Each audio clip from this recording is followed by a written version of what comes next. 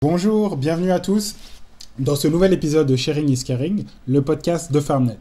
Aujourd'hui, direction Genève, la maison mère, on va parler politique. Comme vous le savez, les élections au Grand Conseil arrivent à grands pas. L'élection a lieu le dimanche 2 avril et l'exécutif genevois va être renouvelé. On interviewe un des candidats, Marc Voirin, candidat Vert libéral, et on va discuter de ses visions, de ses propositions pour un développement durable, et bien sûr, on va aussi parler un peu de nourriture. Restez à l'écoute et n'oubliez pas de vous abonner. Bonjour, Comment ça va aujourd'hui? bien, merci et toi? Ça va, merci. Merci beaucoup de nous rejoindre et nos auditeurs pour cet entretien rapide. Est-ce que tu pourrais Hmm. peut-être te présenter? Oui, alors je suis Marc Vuillerin, je suis candidat Vert libéral au Conseil d'État genevois. Ok. Peut-être pour nos auditeurs qui ne savent pas ce que c'est que le Conseil d'État, est-ce que tu pourrais expliquer comment ça fonctionne? Alors le L'exécutif. Conseil d'État, c'est l'organe exécutif, donc c'est le gouvernement du canton de Genève. Il y en a 7. Et aujourd'hui, on va voter dessus le 2 avril pour élire notre prochain gouvernement. Ça marche. Est-ce que tu brigues un mandat en particulier? Je ne sais même plus comment ça s'appelle, hein. C'est pas un ministère. Un dicaster, alors oui, il y a des dicastères qui m'intéressent plus, notamment la formation, la mobilité, mais dans l'ensemble, c'est aussi un organe dans lequel on rentre sans savoir sur ce sur quoi on va travailler, donc il faut rester flexible, disons. Très bien.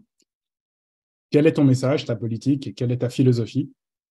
Mon message, c'est celui de vouloir créer, j'ai envie de dire, les conditions pour l'économie de demain, pour le monde qui sera sensiblement différent, notamment avec l'adaptation au changement climatique, mais aussi avec les transformations sur le marché du travail, comme on les voit et comme on a pu le constater encore très récemment avec ChatGPT.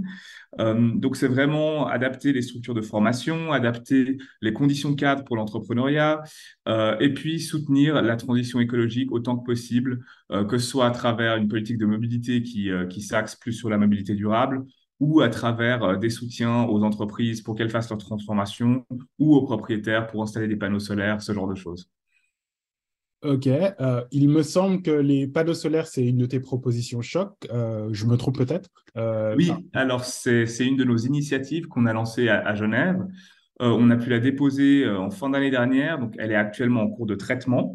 Et l'idée, c'est d'équiper tous les toits qui ont un fort potentiel solaire sur le canton d'ici 2035. Ok. C'est en effet très ambitieux et Oui. Mais on propose tout un panel de mesures pour y arriver, notamment des soutiens financiers, une garantie du prix de rachat de l'électricité, parce qu'aujourd'hui, l'un des problèmes est que quand on installe des panneaux, parfois, si le prix de rachat de l'électricité est trop faible, ben, on ne les rentabilise pas. Donc, on a vraiment essayé de mettre en place toutes les conditions cadres pour que l'installation de panneaux solaires soit rentable aussi pour la personne qui fasse l'effort de les mettre. c'est bien noté. Euh, Comme tu sais, Farmnet, c'est une plateforme qui permet aux producteurs de vendre leurs produits en ligne. Euh, Mhm. Quelles sont tes initiatives, tes propositions pour une agriculture plus durable? Mhm. Alors pour nous, ça a toujours été un thème important, la question de la durabilité dans l'agriculture.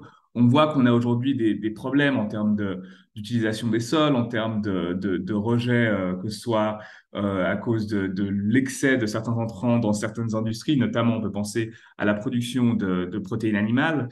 Donc l'idée, c'est vraiment de transitionner vers une agriculture qui soit plus durable et pour ça, limiter l'utilisation autant que possible de phytosanitaires et permettre aux agriculteurs de faire cette transition, notamment à travers des soutiens financiers. Donc, l'une de nos propositions phares, elle est surtout au niveau fédéral, mais on aimerait aussi la décliner dans une petite version genevoise, c'est vraiment d'avoir des soutiens ciblés pour celles et ceux qui veulent déjà entamer cette transition. Donc, à les accompagner financièrement et potentiellement également à travers d'autres mesures de formation, s'ils veulent aller vers une agriculture qui soit moins, disons, axé sur l'agriculture intensive qu'on a pu connaître jusqu'ici. Ok, bien noté. En tout cas, merci pour ton combat. Est-ce que tu as des ingrédients préférés? Bon, alors j'ai tous ceux que j'utilise très régulièrement en cuisine, donc des ingrédients. Alors, je suis vegan, il faut savoir, donc ça va être des ingrédients comme les pois chiches, comme les lentilles, le tempeh aussi que j'utilise beaucoup, qui sont donc c'est donc ce soja fermenté. Ça, c'est vraiment des ingrédients auxquels je fais très régulièrement appel dans la cuisine, on va dire. Puis au niveau des épices, alors j'utilise beaucoup de curry, beaucoup de gingembre, disons que j'aime bien manger assez épicé, donc de manière générale, j'ai quand même tendance à utiliser pas mal d'épices. Ok, super, c'est bien noté. Dernière question peut-être pour nos éditeurs. Est-ce que tu as un conseil? Voilà, tu as un parcours impeccable, hein. Je crois que la tribune soulignait que tu étais le gendre idéal. Oui, c'était un peu exagéré.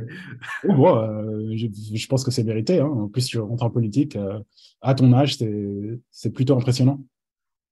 Ouais, peut-être. Bon, moi, je me gêne pas pour te le dire, en tout cas. Ok, merci. Donc, peut-être un conseil à donner à notre jeunesse, du haut de ton expérience, voilà, de ton expérience. Ouais. Ouais. J'ai toujours un conseil que je donne à tout le monde, mais c'est simplement oser. Je sais que pour beaucoup, la politique ou d'autres activités peuvent être un peu intimidantes venant de l'extérieur. On est tous arrivés sans expérience. Quand je suis arrivé au parti, je n'y connaissais encore rien.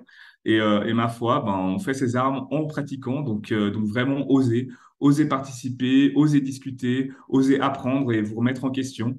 Et c'est comme ça que vous pourrez avancer dans la vie. C'était le mot de la fin. Je te remercie infiniment, Marc Voirin, candidat au Conseil d'État pour les Verts. Merci beaucoup, Jonathan.